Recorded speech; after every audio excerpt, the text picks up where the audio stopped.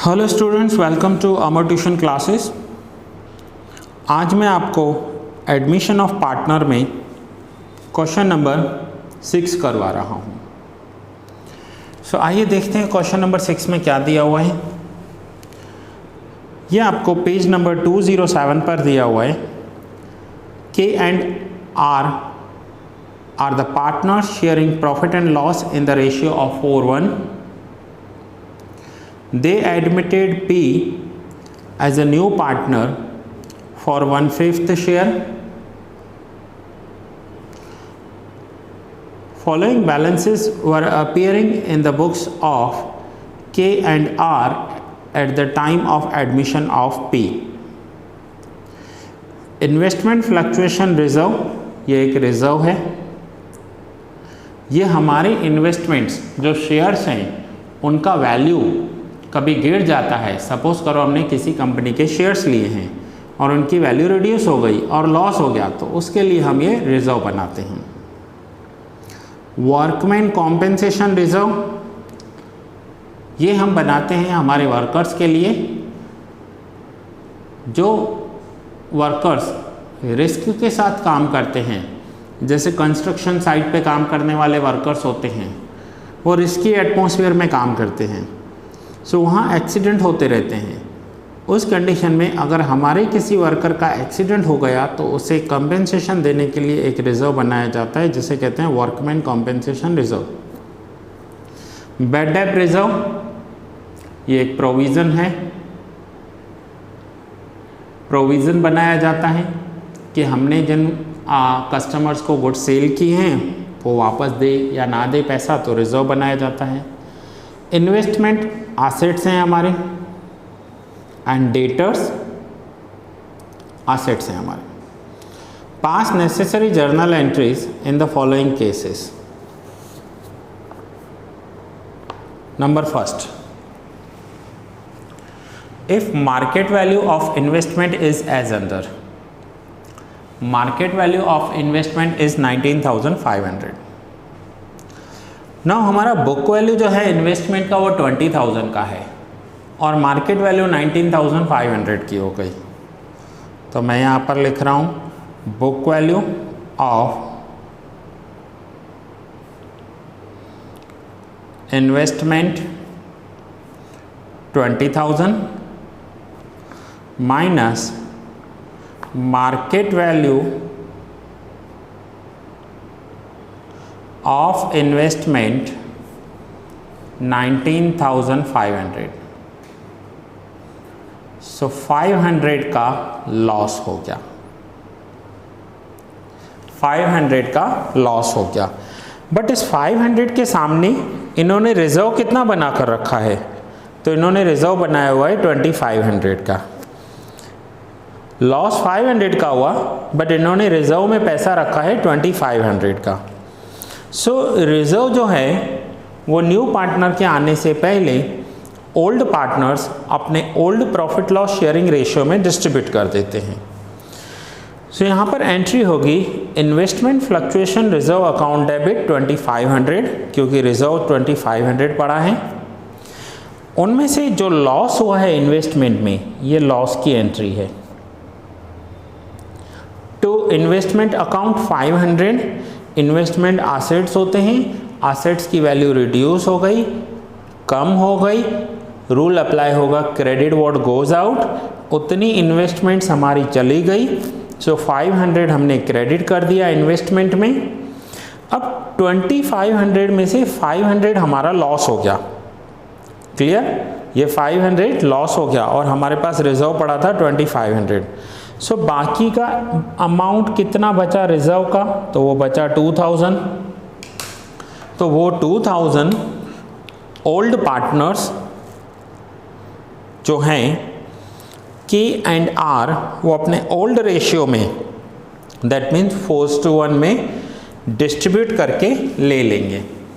Entry होगी investment fluctuation reserve account debit to investment account, to K's capital account and to R's capital account. हमारा loss हुआ है 500, पर हमने reserve रखा था 2,500। 2500 में से 500 माइनस करने के बाद भी 2000 बचे हैं, तो वो 2000 जो ओल्ड पार्टनर्स हैं वो ले जाएंगे। सो यहाँ पर मैं लिखूँगा इन्वेस्टमेंट रिजर्व,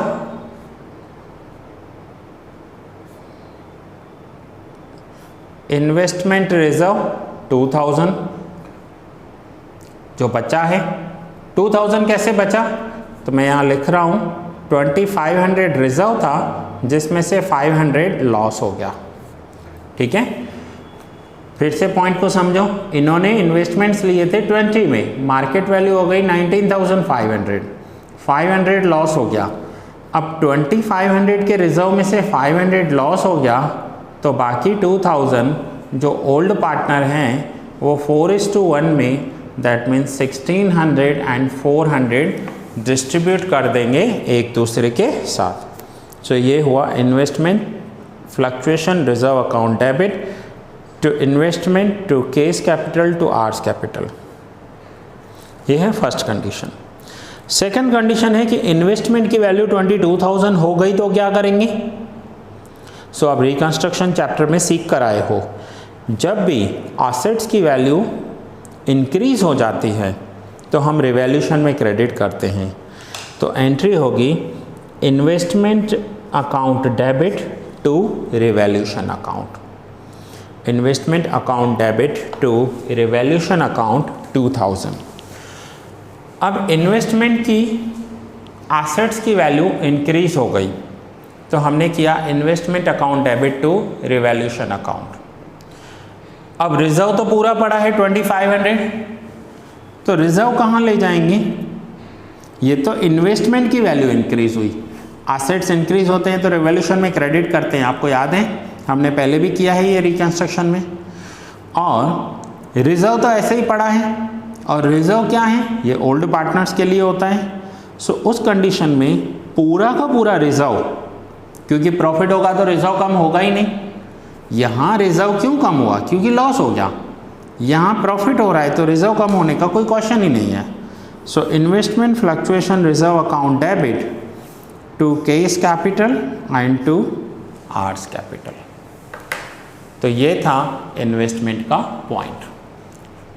लॉस हो रहा है तो इन्वेस्टमेंट में से माइनस करेंगे, और प्रॉफिट हो रहा है यहाँ पर एसेट्स में तो रिवैल्यूशन अकाउंट में क्रेडिट करेंगे।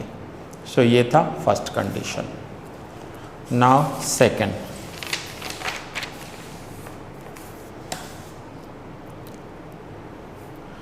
If following claims of workman compensation is accepted.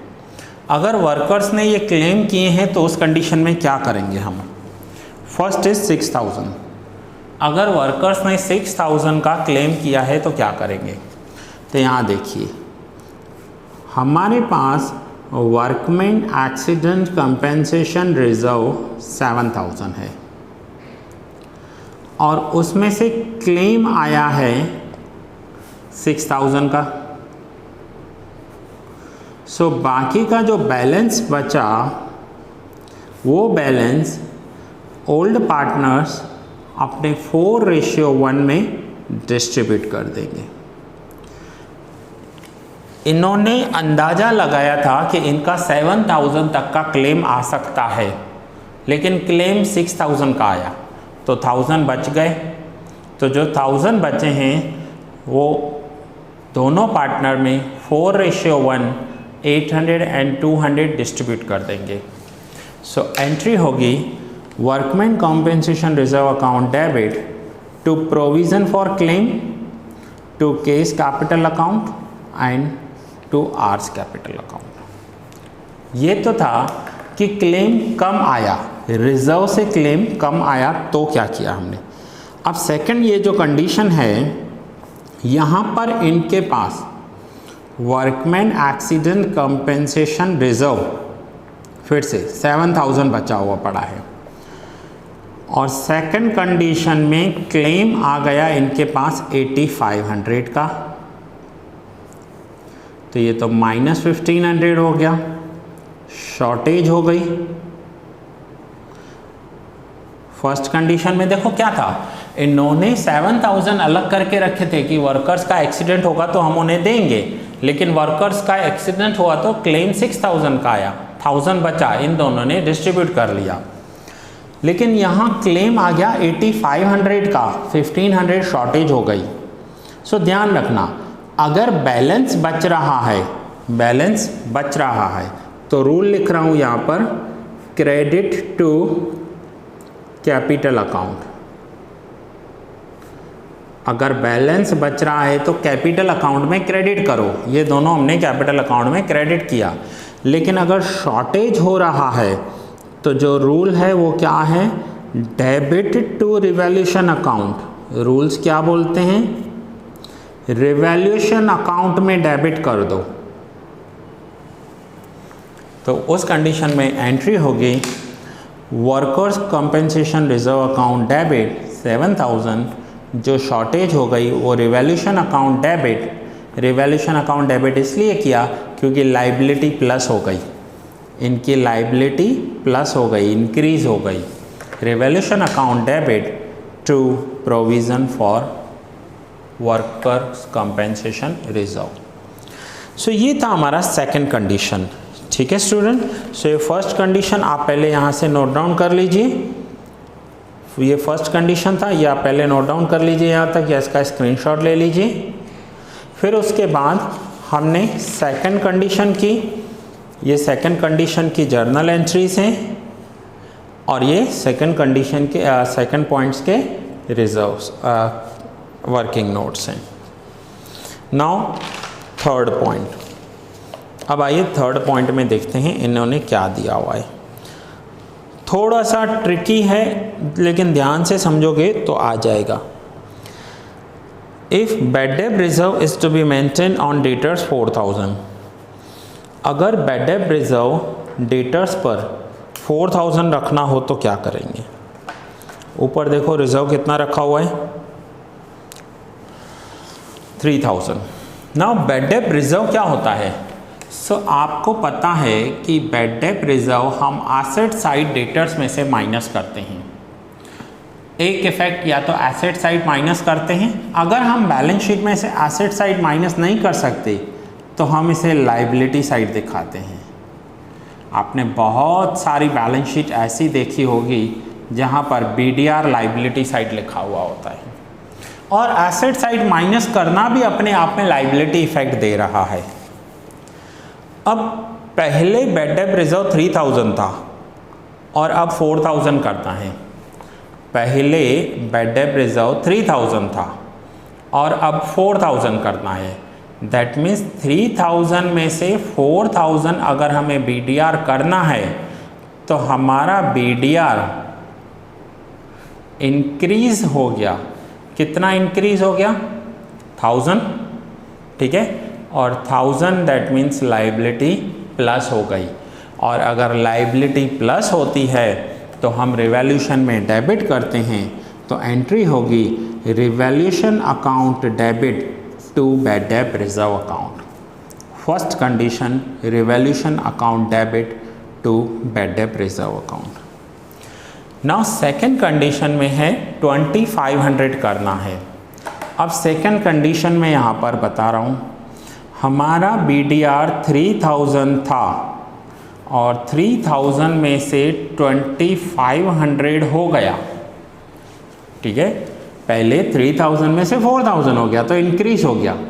अब 3,000 में से 2,500 हो गया, that means bad debt reserve decrease हो गया। कितना डिक्रीज हो गया, 500। और बैड डेट रिजर्व डिक्रीज होना दैट मीन्स लाइबिलिटी डिक्रीज होना, और लाइबिलिटी अगर डिक्रीज होती है तो रिवैल्यूएशन में क्रेडिट करते हैं। उस कंडीशन में एंट्री होगी bad debt reserve account debit to revaluation account. Bad debt reserve account debit to revaluation account. Now third condition, if bad debt reserve is to be maintained after writing off bad debts 2,000 rupees bad debts minus करने के बाद हमें 10% bad debt reserve maintain करना है।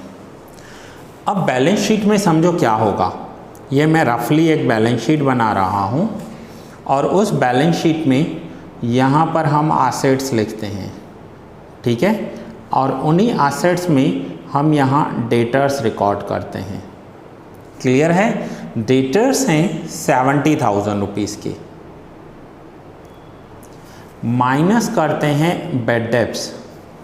कितना bed debts बोल रहे हैं? 2000। नाउ 70 माइनस 2 तो बाकी बचा 68,000। अब हमें इस पर 10% BDR कैलकुलेट करना है, बेड डेब्ट रिजर्व। तो 10% कितना होगा? 6800, और ये माइनस करने के बाद जो अमाउंट आता है वो हम आउटर कॉलम लिख देते हैं 61,200, ये हम ऐसे आउटर कॉलम लिख देते हैं, ठीक है। अब ये तो हमने रफली एक बैलेंस शीट बना दी, एक साइड एसेट्स होता है, दूसरी साइड लायबिलिटीज होती है। अगर हम BDR माइनस नहीं करते हैं डेटर्स में से तो उसे लायबिलिटी साइड भी हम शो कर सकते हैं। सो ये तो एक रफली बैलेंस शीट बना दी। अब प्रॉफिट एंड लॉस अकाउंट में हम क्या इफेक्ट दिखाते हैं? So profit and loss account में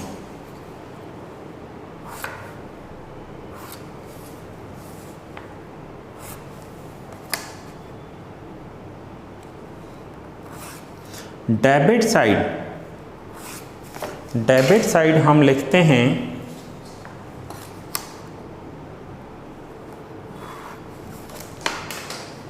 टैट फॉर्मेट। फर्स्ट हम लिखते हैं bed debts trial balance plus bed debts adjustment plus bed डेब्ट रिजर्व एडजस्टमेंट माइनस बेड डेब्ट रिजर्व ट्रायल बैलेंस। ऐसा ही कुछ इफेक्ट देते हैं हम। नाउ बेड डेब्ट्स एडजस्टमेंट दिया हुआ है 2000, बेड डेब्ट रिजर्व एडजस्टमेंट 6800, सो टोटल हो गया 8800, और आपको यहाँ पर बेड डेब्ट रिजर्व 3000 दिया हुआ है। नाउ 8800 में से 3000 माइनस करेंगे तो आंसर आएगा 5800। सो नाउ इसकी एंट्रीज कैसे होंगी? फर्स्ट एंट्री बेड डेब्ट्स हो रही है डेटर्स में से, लॉस हो रहा है bad debts account debit to debtors account, ये फर्स्ट एंट्री होती है।